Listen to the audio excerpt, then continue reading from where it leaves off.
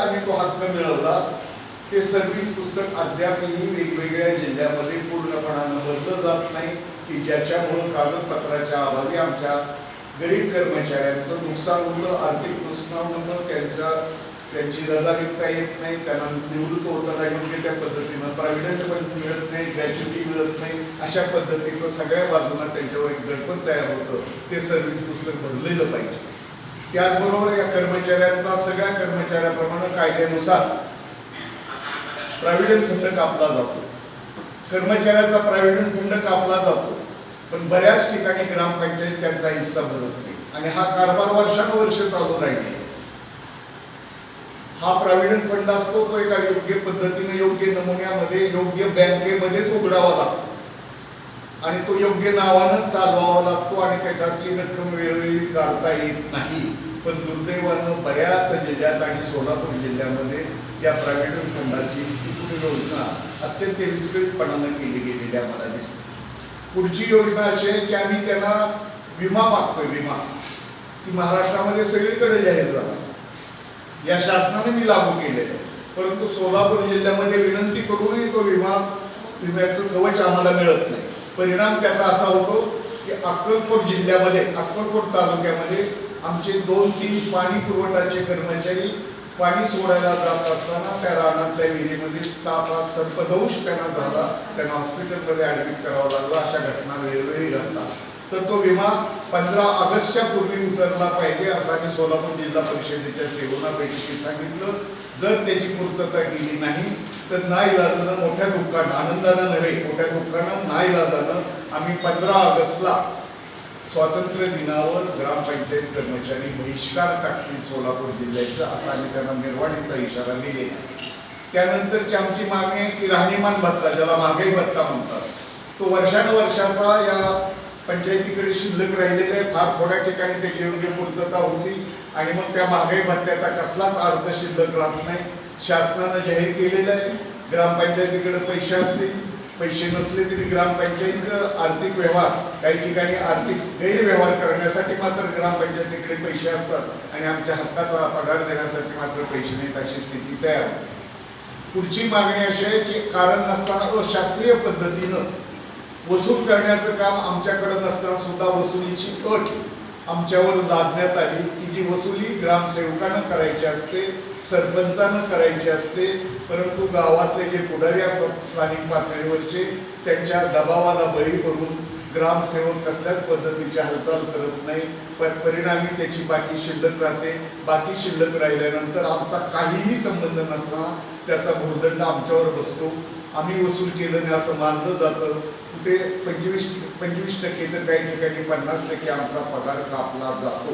हे अत्यंत अशास्त्रीय आणि अन्यायी पद्धतीची योजना महाराष्ट्रामध्ये लागू झालेली आहे. याबरोबर आमच्यातनं 10% कर्मचारी दरवर्षी जिल्हा परिषदेच्या सेवेमध्ये प्रमोट केले जातील. हा हक्क आम्ही अनेक वर्षाच्या लढ्यातून मिळवला आहे, पण दुर्दैवानं त्याची दरवर्षी पूर्तता होते असं चित्र आम्हाला दिसत नाही. पेन्शनच्या संदर्भात आम्ही यांना लढा देतो. या महत्त्वाच्या मागण्या, इतरही काही स्थानिक पातळीवरच्या मागण्या, या मागण्या घेऊन आम्ही माननीय जयकुमार गोरे साहेब यांना, त्यांनी या खात्याचा कारभार घेतल्याबरोबर त्यांना आम्ही निवेदन दिलं. त्यांच्या कार्यालयात जाऊन भेटलो, 2 वेळेला त्यांना निवेदनं दिली. त्यांनी याची कसलीही दखल घेतली नाही. मग नाईलाजानं आम्ही कोल्हापूर या ठिकाणी बैठक घेतली आणि त्या बैठकीमध्ये आम्ही निर्णय घेतलेला होता की 15 मे पासून सातारा या ठिकाणी या मंत्री महोदयाच्या विरोधामध्ये आंदोलन करायचं. कारण आमची परंपरा आहे की यापूर्वी आम्ही नामदार हसन मुश्रीफ असतील, नामदार गिरीश महाजन असतील, नामदार पंकजा मुंडे असतील, नामदार मुनगंटीवार असतील, नामदार विजयसिंह मोहिते पाटील असतील, नामदार आर पाटील असतील, या सगळ्यांच्या कार्यालयावर आम्ही मोर्चे काढलेले आहेत आणि आमच्या मागण्या मान्य करून घेतल्या. पण यापैकी सर्व लोकांनी अपवाद माननीय नामदार गिरीश महाजन आणि माननीय जयकुमार गोरे या 2 मंत्री महोदयाशिवाय इतर सर्व मंत्री महोदयानं काही ना काहीतरी आमची दखल घेतली, आमच्याशी योग्य पद्धतीनं व्यवहार केला. पण मोठ्या दुर्दैवानं नमूद करावं लागतं की माननीय जयकुमार गोरे यांचा ग्रामपंचायत कर्मचाऱ्याच्या संदर्भातला महाराष्ट्रातला व्यवहार अत्यंत असंवेदनशील आहे. त्यांच्या न्याय प्रश्नाकडे दुर्लक्ष करणार आहे. लोकशाहीमध्ये अत्यंत अपमानित पद्धतीनं त्यांच्या वागवण्याचा हा त्यांचा त्या बैठकीत निर्णय घेतला की साताऱ्याला 15 मेला आंदोलन करायचं, पण त्याच्या अगोदर मंत्री महोदयानं आम्हाला 14 मेला मुंबई इथं मंत्रालयामध्ये चर्चेसाठी बोलवलं. त्यांचं निवेदन, त्याचं मुख्य निमंत्रण हे फक्त आमच्या संघटनेला होतं, महाराष्ट्र राज्य ग्रामपंचायत कर्मचारी महासंघ ऐटकला. अध्यक्ष या नात्यानं मला आणि जनरल सेक्रेटरी या नात्यानं कॉम्रेड नामदेव चव्हाण बीड या दोघांच्या नावानं पत्र होतं. आम्ही गेलो, पण आमच्या अगोदर त्यांचा एखाद्या पाटलाचा दरबार भरावा अशा पद्धतीनं अगोदरच दरबार भरलेला होता. बरेचसे लोक येऊन त्यांच्याजवळ बसलेले होते.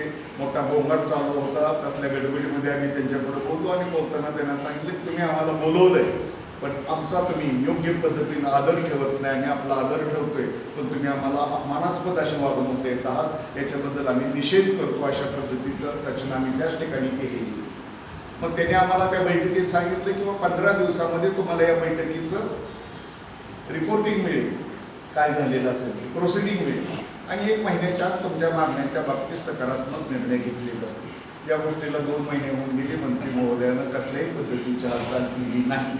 म्हणून पुन्हा एकदा आम्ही साताऱ्याला बैठक घेतली आणि या बैठकीमध्ये निर्णय घेतला की 8 तारखेला जिल्हा पातळीवर, 18 ऑगस्टला विभागीय पातळीवर महाराष्ट्रातल्या 5 विभागीय कार्यालयावर आयुक्तावर आमचे मोर्चे जातील, निदर्शनं होतील. याचाही परिणाम झाला नाही तर शेवटी 8 सप्टेंबरपासून बेमुदत अशा पद्धतीनं माननीय जयकुमार गोरे यांच्या सातारा या ठिकाणच्या कार्यालयापुढं महाराष्ट्रातील ग्रामपंचायत कर्मचारी दररोज हजारोच्या संख्येनं त्या ठिकाणं धरणं धरतील. जोपर्यंत आमच्या प्रश्नाचा मार्ग निघत नाही तोपर्यंत हे धरणं कायम राहील, अशा पद्धतीचा आम्ही आपला लढ्याचा कार्यक्रम आखलेला आहे आणि त्याची सुरुवात 8 तारखेपासून होत आहे. आणि आपल्याला आम्ही विनंती करतोय की अत्यंत न्याय्य मागण्या, तळागाळाच्या लोकांतल्या मागण्या, सामाजिकदृष्ट्या मागास असलेल्या लोकांच्या मागण्या, आर्थिकदृष्ट्या दुबळ्या असलेल्या लोकांच्या मागण्या, या मागण्याकडे हे भांडवलदारी धार्जिनं सरकार दुर्लक्ष करतंय. तेव्हा त्यांनी आमच्याकडे लक्ष द्यावं, संवेदना निर्माण व्हावी, यासाठी आपण आपल्या माध्यमातून त्यांना आवाहन कराल अशी अपेक्षा व्यक्त करताना माझं निवेदन पूर्ण करतो.